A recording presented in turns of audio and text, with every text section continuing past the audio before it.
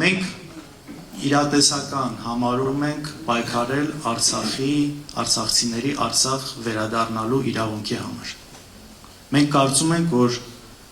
այստեղ կա հնարավորություն, սա շատ բնական եւ տրամաբանված պահանջ է, սա նաեւ ընկալելի է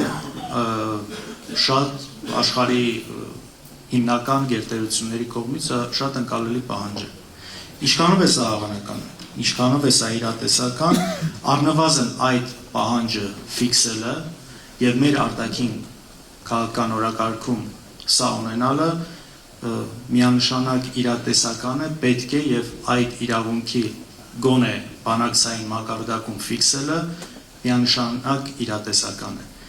Հետո արդեն սա ֆիքսելուց հետո պետք է մտածենք արդեն մնացածի մասին։ Բայց այն, որ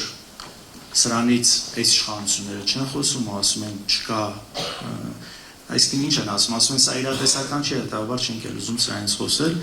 սա ես կարծում դավաճանական մոտեցում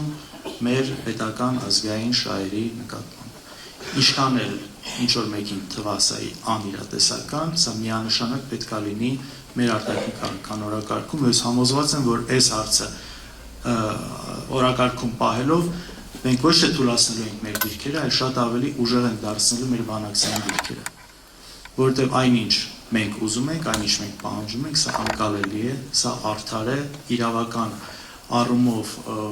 մեկնաբանվում է, ապացուցելի է եւ այստեղ սրանից հրաժարումը ուղղակի չես կարողանում նորմալ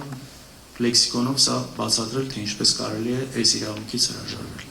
Այնպես որ մենք սա միանշանակ հետ վերադարձի իրավունքի համար պայքարել